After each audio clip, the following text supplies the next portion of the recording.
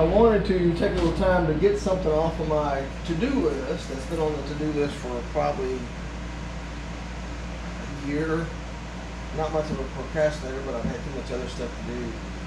So what I ended up getting, I've had a couple of these Freon bottles, and then one of my customers was going to throw this on a balloon helium bottle, which they're about the same thickness, roughly the same height, but the circumference are just a little bit different.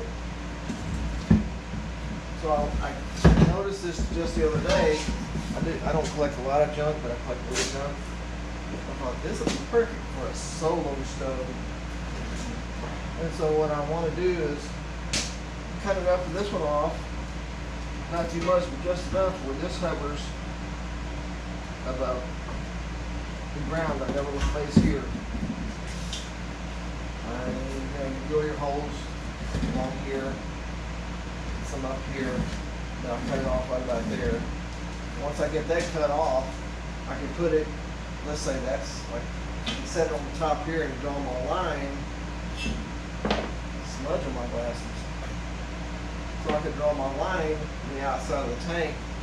So when I use this, like I said, I cut that off, set that on there like that, and I draw around it, and I'll go do that again after I've got this cut off. I want to make sure I cut far enough on the inside of the line so when I put this tank inside of that tank, it will bump up against the roof of this tank so I have something to weld to. So you can eyeball it and say, well, that looks like that's a good spot right there. I'm just using the top of their ink.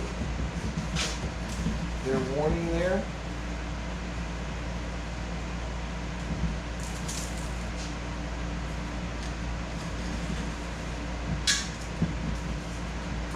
And bring my tape all the way around to here.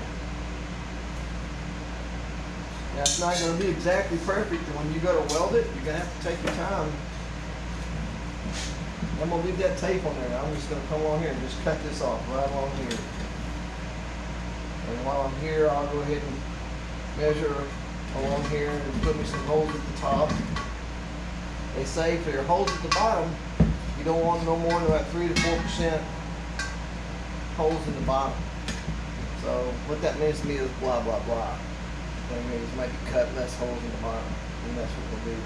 So what I'll do is I'll measure these guys up, and I'll cut them up, and then when we get to that point, I'll make another video. And then it should be an easy tutorial video in case you want to make one of these. Because those solo stoves are expensive. But when they burn, they don't smoke after they get started good. So we camp a lot, and I am just done with the smoke smell. If this works well for me, then I'm going to go get a 55-gallon drum. I'm going to cut it about this short. And then we'll get a 35-gallon drum. I'm going to do the same thing and make me a solo stove out of a big drum that's portable we can take to the campsite. But I am done sitting down listening to the smoke. Alright, I'll see y'all in the next video. Hang in there, and thanks for the likes and subscribes. Later, my friends.